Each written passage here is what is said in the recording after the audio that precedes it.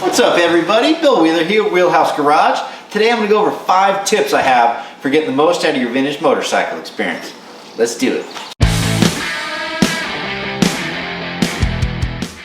Alright, over the past 5 years I've bought, sold, and brokered literally hundreds of vintage motorcycles. And during that whole time I've paid close attention to how people enjoy their bikes. So that's where this advice comes from. I'm going to blast through all 5 of these at lightning speed, but be sure to wait till the end because the last one is the most important.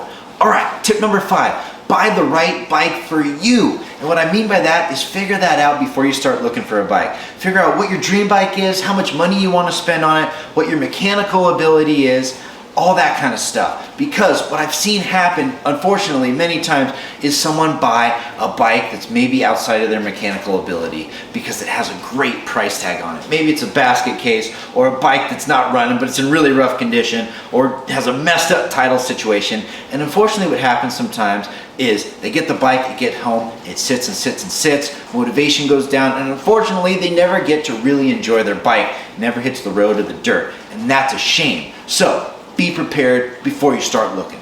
Alright, so tip number 4, once you've made a purchase and you get your vintage motorcycle home, do your best to educate yourself as much as possible from a mechanical standpoint. Study the controls and the carburation. Basically become a master of every moving part on the bike. Think about how the bike sounds when it's cold. How does it start when it's warm? What kind of processes do you have to go through to get the bike to run the way you want it to? All of that contributes to less stress when you're out riding with your buddies or you're out on the trail and you just want to enjoy a good ride on your bike. Simply put, the more you know, the more you go. Tip number 3, share the vintage motorcycle experience with your family and your friends. Teach your kids how a carburetor works or something else on the bike. Take your buddies to a race. Go to a swap meet or a show. It's really fun, you meet a ton of nice people, and it's a great way to grow the sport too. Also, so I just put a new one in of these. Tip number 2, manage your fuel. Now the number 1 reason why these vintage motorcycles won't start when you want them to is because the pilot jet or the idle circuit is clogged up. And that's usually because of stagnant fuel that's turned to candy. You can thank modern fuel additives for that. But there's a couple ways to combat it. One, to spend $120 on a 5-gallon container of race fuel. Much less additives than pump gas, so it has a tendency to last much longer, and these bikes love it. So that's a good recommendation. But if you don't want to spend the money and you need to use pump gas, I recommend draining the float bowl and the carb once you're done riding it. And if you know the bike's going to sit for a long time, go ahead and drain the whole tank, dump it in your truck. You also want to make sure you turn the petcock off after you're done riding, and you want to make sure you do it every time, because these old carburetors have a tendency to leak fuel when the bike's not running, and that fuel can end up in parts of your motor that you don't really want it to.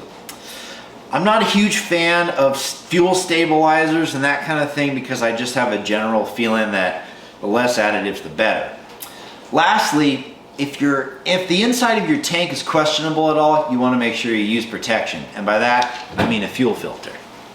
Alright, tip number 1, ride your bike. It's why you bought it in the first place. And simply put, if these things are left to sit, they decay and die. So make sure at least once a month you fire them up, take them for a spin, let them idle, let the motor get up to temperature, let that oil flow around. If you do that, these things will be running for many years to come. Alright folks, that's it for today. Bill Wheeler, Wheelhouse Garage, thanks so much for watching. See you next Saturday with another vintage moto video. Cheers!